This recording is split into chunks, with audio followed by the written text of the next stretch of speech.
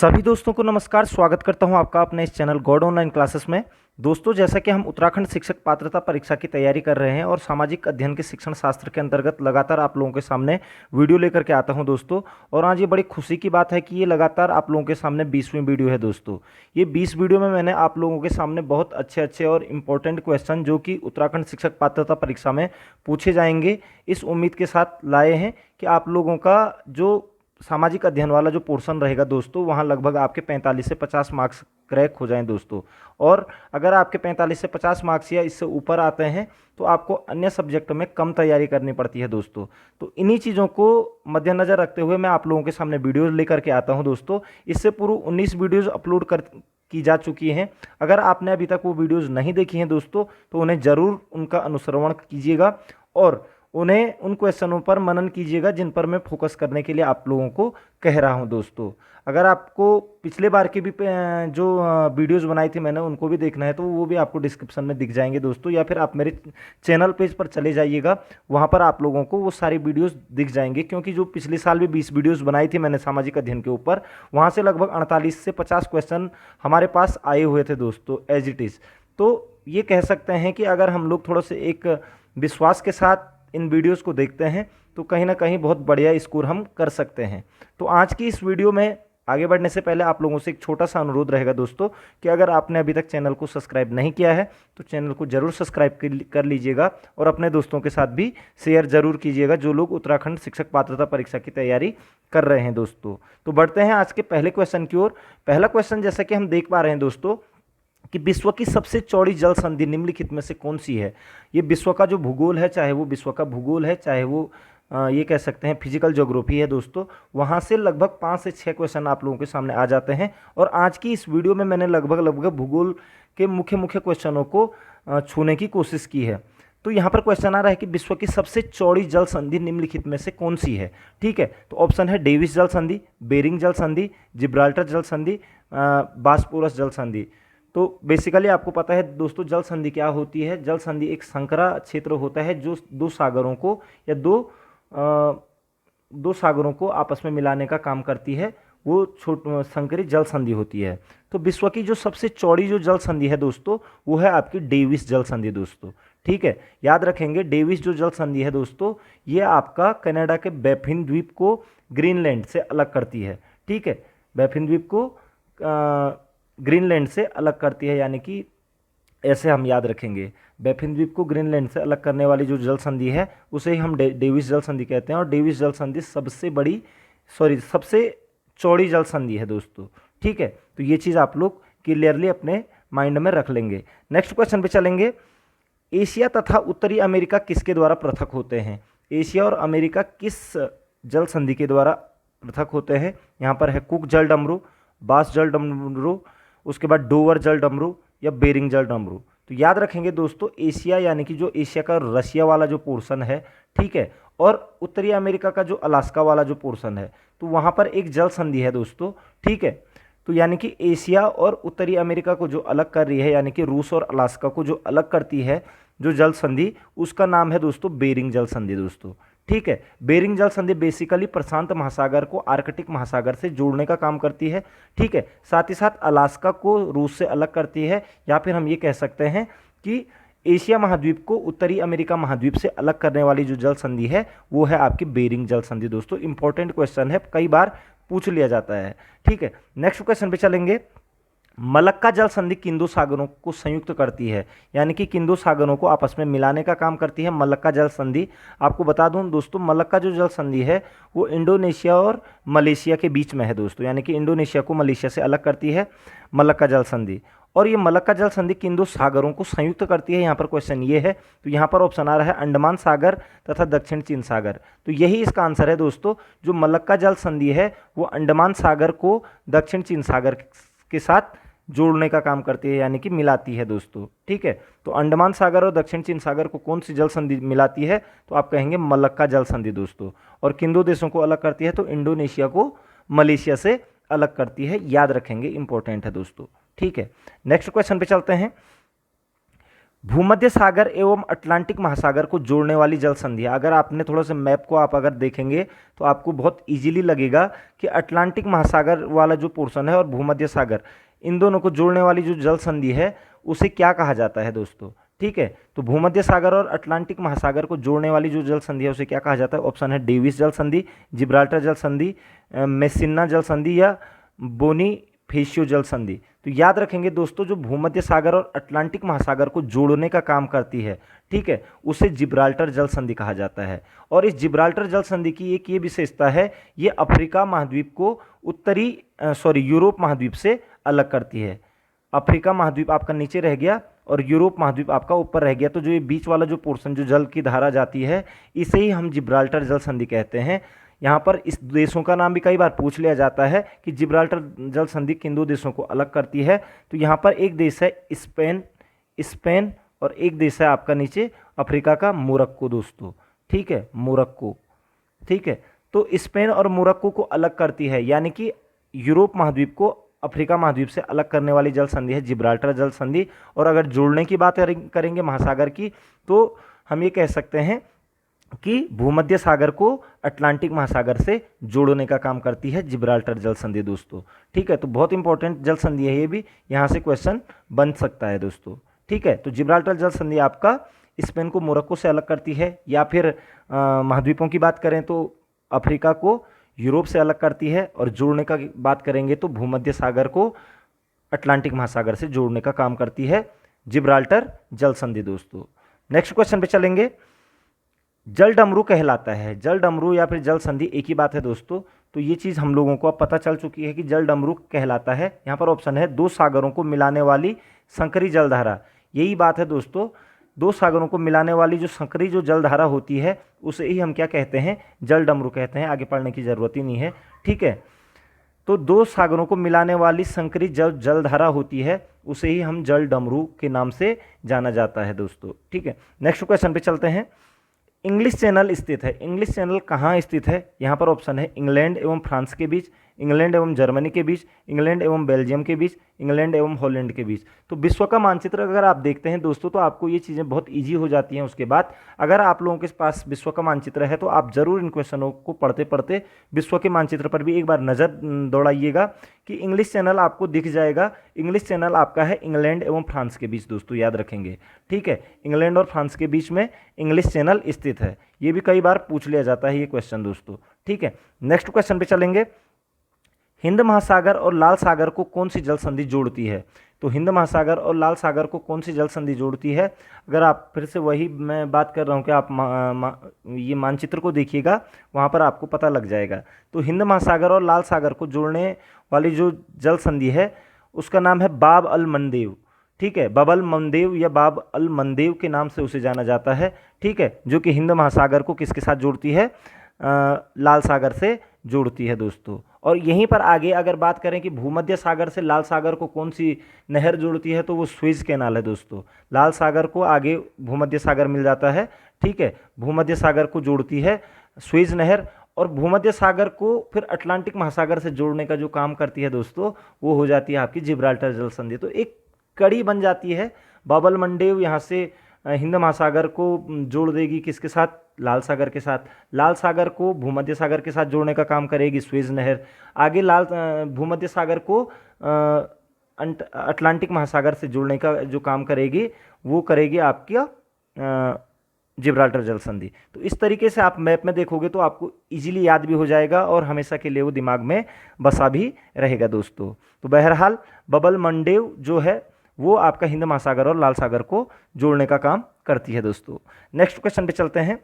क्षेत्रफल की दृष्टि से विश्व का सबसे बड़ा भू आवेष्टित देश, लैंड लॉक्ड कंट्री, यहाँ से भी क्वेश्चन आता ही आता है दोस्तों। लैंड लॉक कंट्री किसे कहते हैं, वह देश जो अन्य देशों से घिरा रहता है, यानी कि उसकी समुद्री सीमा नहीं होती है और वो अन्य देशों की भू सीमाओं के साथ से घिरा रहता है, ऐसा वो विश्व का सबसे बड़ा भू आवेष्टित यानी कि लैंड लॉक देश कौन सा है। तो यहाँ पर ऑप्शन है जेरे, जाम्बिया, कजाकिस्तान या नाइजर। तो याद रखिएगा दोस्तों, क्षेत्रफल की दृष्टि से विश्व का सबसे बड़ा भू आवेष्टित देश यानी कि लैंड लॉक जो कंट्री है वो है आपकी कजाकिस्तान दोस्तों। ठीक। ठीक है। कजाकिस्तान विश्व का सबसे बड़ा लैंडलॉक कंट्री है जो कि एशिया महाद्वीप में पड़ता है दोस्तों, पूर्व सोवियत रूस से घिरा हुआ है। ठीक है,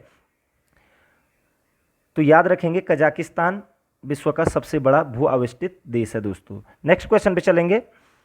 दक्षिण अमेरिका महाद्वीप के 2 स्थल अवरुद्ध देश कौन से हैं? स्थल अवरुद्ध जो देश हैं दक्षिण अमेरिका महाद्वीप के, क्योंकि बहुत बार पूछ लिया जाता है यहाँ पर, तो दक्षिण अमेरिका में 2 ऐसे देश हैं जो स्थल अवरुद्ध यानी कि लैंडलॉक कंट्री हैं। वो कौन से हैं?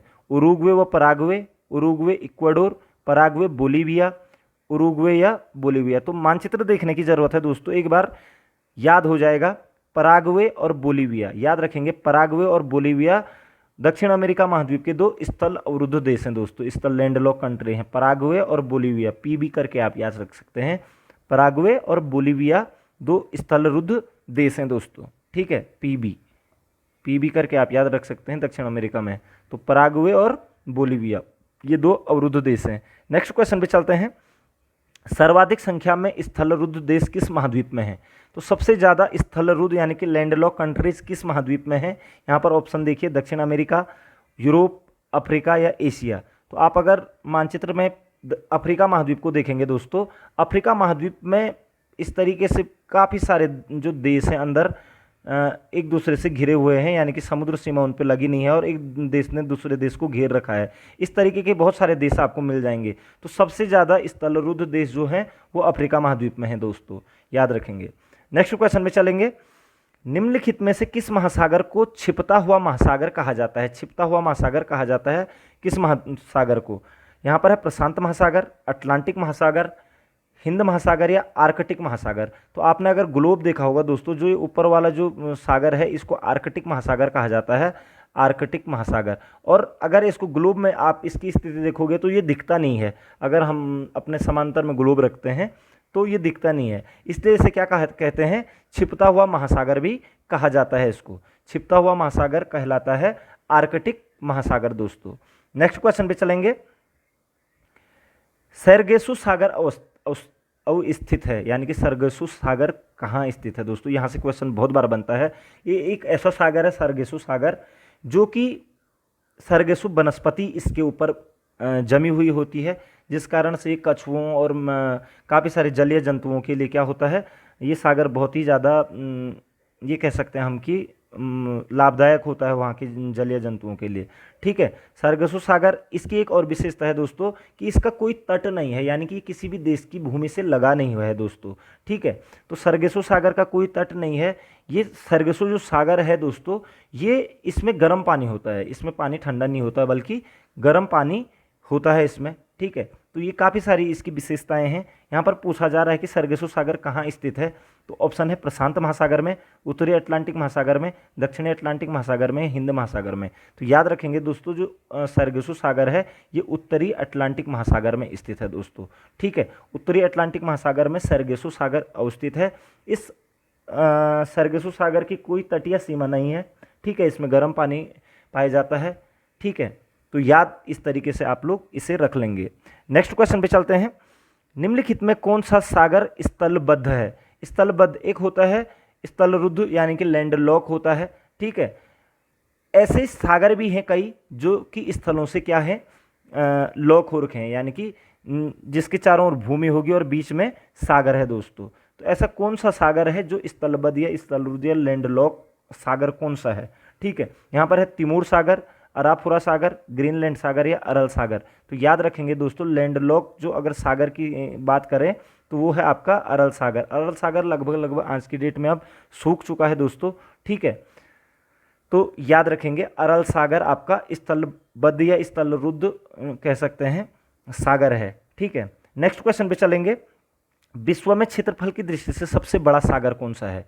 आपको पता होना चाहिए दोस्तों, सागर और महासागर, महासागर का एक छोटा रूप होता है सागर, और सागर वो होता है जिसमें कि नदियों द्वारा जल प्रवाहित होता है, यानी कि जो नदियां जल ला करके लाती हैं और जहां बहाती हैं तो उसे सागर कहते हैं। ठीक है, और जब सागर का पानी मिलता है तो बड़े क्षेत्र को कवर करता है, तो उसी से आपका महासागर की उत्पत्ति हो जाती है दोस्तों। ठीक है, तो विश्व के क्षेत्रफल की दृष्टि से सबसे बड़ा सागर की बात कर रहा है। महासागर की अगर बात आती है तो प्रशांत महासागर सबसे बड़ा है, ठीक है। लेकिन सबसे बड़ा जो सागर है क्षेत्रफल की दृष्टि से वो कौन सा है? तो ऑप्शन है जापान सागर, दक्षिण चीन सागर, भूमध्य सागर या काला सागर। तो याद रखिएगा दोस्तों, विश्व का जो सबसे बड़ा सागर है वो है दक्षिण चीन सागर दोस्तों। क्वेश्चन बन जाता है कई बार, ठीक है। नेक्स्ट क्वेश्चन पे चलेंगे। ग्रेट बैरियर रीफ कहाँ स्थित है? ग्रेट बैरियर रीफ का नाम आपने सुना होगा कि मूंगे की चट्टानें हैं इसमें, ठीक है। आपको पता होना चाहिए दोस्तों कि जो ऑस्ट्रेलिया का जो पूर्वी तट है वहाँ पर स्थित है ग्रेट बैरियर रीफ दोस्तों, ठीक है। यानी कि मूंगे की चट्टानें हैं, ठीक है। और जैव विविधता के लिए काफ़ी प्रसिद्ध है ग्रेट बैरियर रीफ वाला जो ये पोर्शन है, ठीक है। तो ये किस सागर में स्थित है? ग्रेट बैरियर रीफ किस सागर में स्थित है? यहाँ पर ऑप्शन है प्रशांत महासागर में, हिंद महासागर में, भूमध्य सागर में, अटलांटिक महासागर में। तो याद रखेंगे दोस्तों, ग्रेट बैरियर रीफ जो स्थित है वो है आपका प्रशांत महासागर में, ठीक है। तो ग्रेट बैरियर रीफ प्रशांत महासागर में स्थित है दोस्तों। नेक्स्ट क्वेश्चन पे चलते हैं। गोबी मरुस्थल किस देश में स्थित है? तो ये तो आप लोगों को सभी को पता ही होगा। गोबी मरुस्थल ऑस्ट्रेलिया में है, भारत में है, मंगोलिया में है या पश्चिम अफ्रीका में है? तो याद रखिएगा दोस्तों, ये जो गोबी मरुस्थल है ये मंगोलिया में स्थित है, चीन और मंगोलिया की सीमा पर स्थित है। और विश्व का सबसे शीत मरुस्थल भी है दोस्तों ये मंगोलिया का, ठीक है, गोबी मरुस्थल। तो गोबी मरुस्थल आपका मंगोलिया में स्थित है जो कि चीन के बॉर्डर से सटा हुआ है दोस्तों, ठीक है। नेक्स्ट क्वेश्चन पे चलते हैं। विश्व के शीत मरुस्थलों को किस नाम से जाना जाता है? जो शीत मरुस्थल यानी कि जो ठंडे मरुस्थल होते हैं उनको किस नाम से जाना जाता है? इंपॉर्टेंट क्वेश्चन है।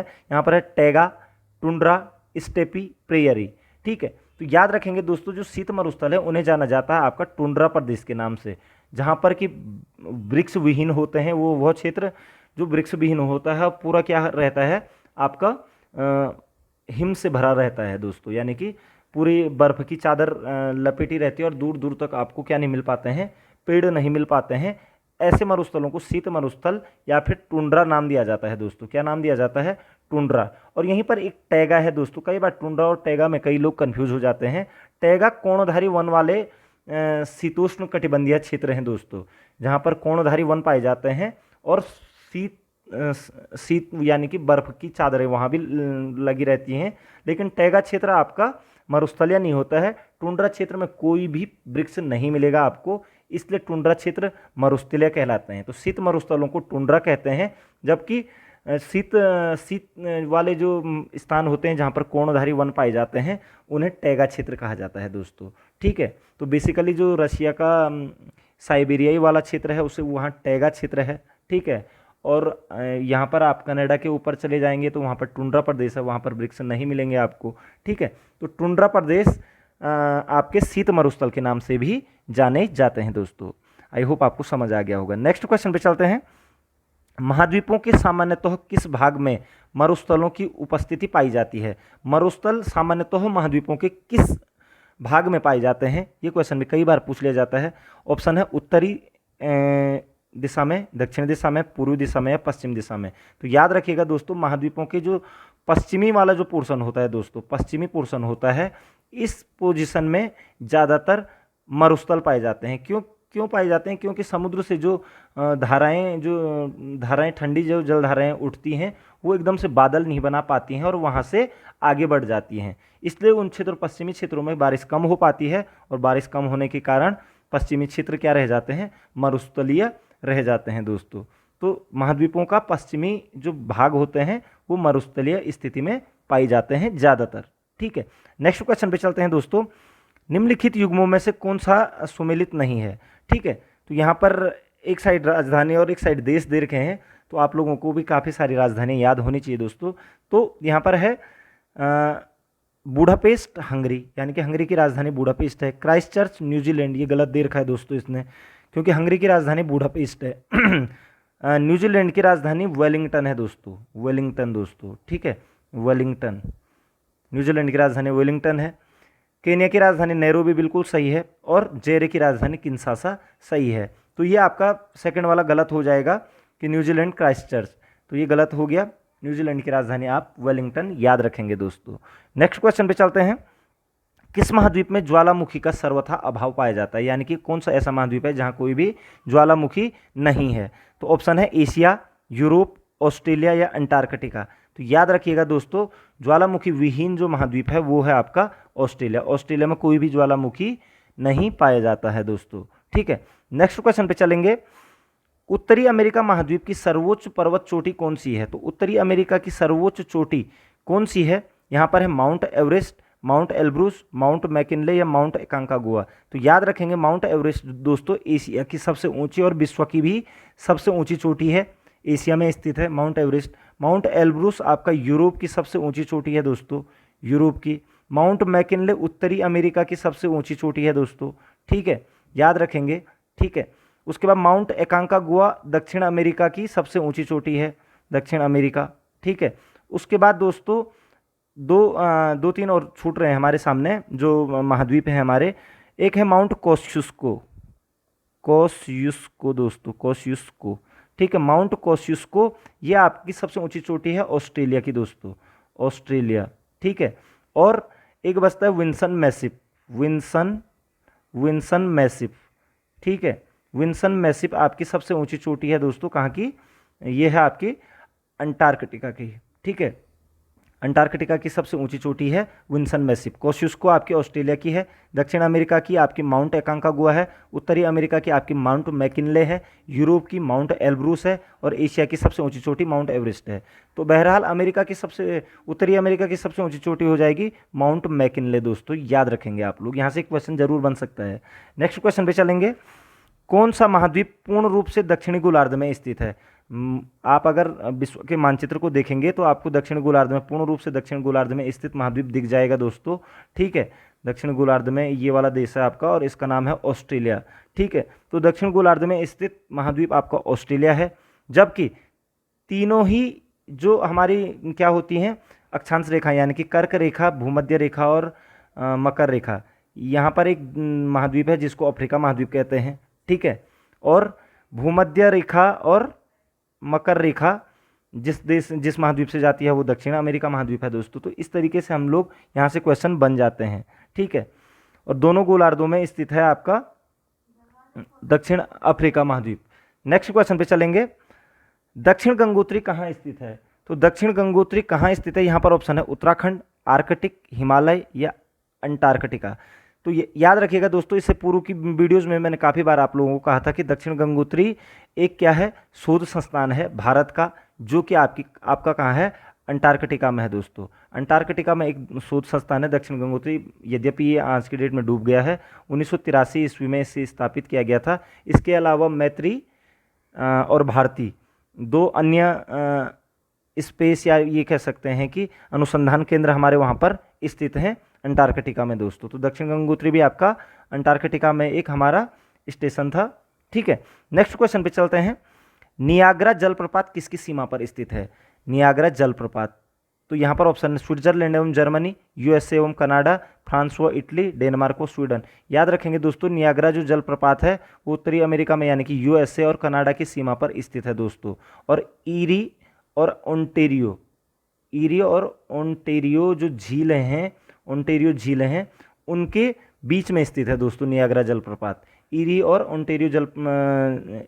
ओंटेरियो झील के मध्य स्थित है नियाग्रा जलप्रपात, यूएसए और कनाडा की सीमा पर स्थित है दोस्तों। नेक्स्ट क्वेश्चन पे चलेंगे। इक्विनॉक्स का तात्पर्य है वह तिथि जब, इक्विनॉक्स किसे कहते हैं? ठीक है, दिन और रात समान अवधि के होते हैं, रात की अपेक्षा दिन लंबे होते हैं, दिन की अपेक्षा रात लंबी होती है, वर्ष के सबसे छोटे दिन एवं सबसे छोटी रात। ठीक है, तो याद रखिएगा दोस्तों, इक्विनॉक्स का मतलब वो होता है दोस्तों जब सूरज की किरणें लंबवत रूप से भूमध्य रेखा पर पड़ती हैं। तो भूमध्य रेखा पर जब अगर सूरज की रेखा पड़ेगी तो इसका मतलब पूरे उत्तरी गोलार्ध में और दक्षिण गोलार्ध में दिन और रात क्या हो जाएंगे, बराबर हो जाएंगे। तो इक्विनॉक्स वो तिथि होती है जब दिन और रात की अवधि समान होती है दोस्तों। और ये तिथि दो बार आती है, एक तो 21 मार्च को आती है और एक आपका 23 सितंबर को आती है दोस्तों। तो 21 मार्च और 23 सितंबर ऐसे दिन होते हैं जो कि इक्विनॉक्स होते हैं, यानी कि उस दिन और रात की अवधि बराबर होती है दोस्तों। ठीक है, नेक्स्ट क्वेश्चन पे चलते हैं। पृथ्वी की अपनी कक्षा में गति, पृथ्वी अपनी कक्षा में गति कैसे करती है? पश्चिम से पूर्व, पूर्व से पश्चिम, उत्तर से दक्षिण या दक्षिण से उत्तर। तो याद रखिएगा दोस्तों, पृथ्वी जो अपनी कक्षा में जो गति करती है वो हमेशा कैसे करती है? पश्चिम से पूर्व दिशा की ओर को करती है दोस्तों, पश्चिम से पूर्व दिशा की ओर को करती है। इसीलिए हमेशा क्या होता है, पृथ्वी पर जो सूर्योदय होता है वो पूर्व दिशा में होता है दोस्तों। ठीक है, तो पश्चिम से पूर्व दिशा की ओर पृथ्वी की अपनी कक्षीय गति है दोस्तों। नेक्स्ट क्वेश्चन पे चलते हैं। पृथ्वी तथा सूर्य के मध्य सर्वाधिक दूरी किसके दौरान होती है? पृथ्वी, क्योंकि जो पृथ्वी सूर्य का जो चक्कर लगाती है दोस्तों, तो वो एक अंडाकार शेप में लगाती है। ठीक है, तो ऐसी कंडीशन आती है कि कभी सूर्य और पृथ्वी की दूरी बिल्कुल कम हो जाती है और कभी ऐसी होती है कि सबसे अधिक हो जाती है। तो ऐसी घटनाओं को उपसौर और अपसौर की घटना कहा जाता है दोस्तों, अपसौर और उपसौर की घटना कहा जाता है। ठीक है दोस्तों, तो जब सूर्य और पृथ्वी के बीच की दूरी अधिकतम होती है, जब सूर्य पृथ्वी से अधिकतम दूरी पर होता है, उस घटना को कहते हैं अपसौर की घटना।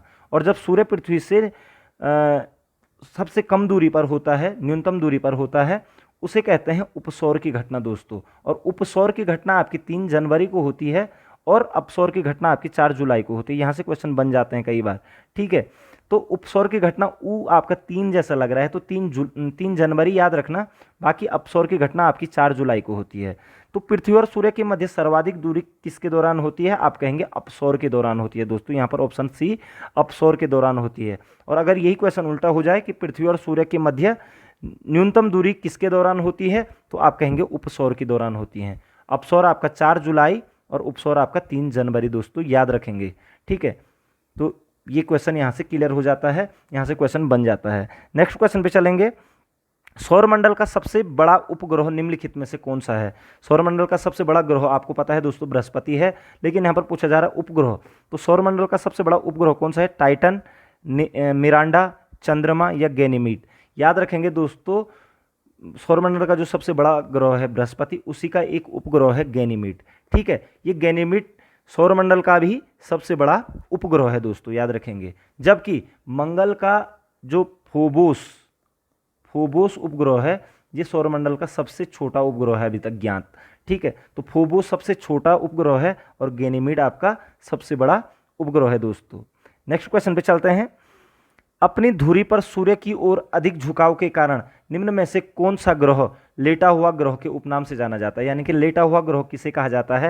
यहाँ पर है बृहस्पति, शनि, अरुण, वरुण। तो याद रखेंगे दोस्तों, अरुण जो ग्रह है दोस्तों, इसे लेटा हुआ ग्रह भी कहा जाता है। ठीक है, यानी कि यूरेनस। ठीक है, यूरेनस जो ग्रह है यानी कि अरुण, इसे लेटा हुआ ग्रह के नाम से भी जाना जाता है, क्योंकि ये अपने धुरी पर सूर्य की ओर अधिक झुकाव रखता है दोस्तों। ठीक है, अपने धुरी पर सूर्य की ओर इसका अधिक झुकाव होने के कारण इसे लेटा हुआ ग्रह कहा जाता है, अरुण को। तो आई होप ये चीज़ क्लियर हो चुकी होगी। नेक्स्ट क्वेश्चन पे चलते हैं। कौन सा ग्रह हरे प्रकाश को उत्सर्जित करता है?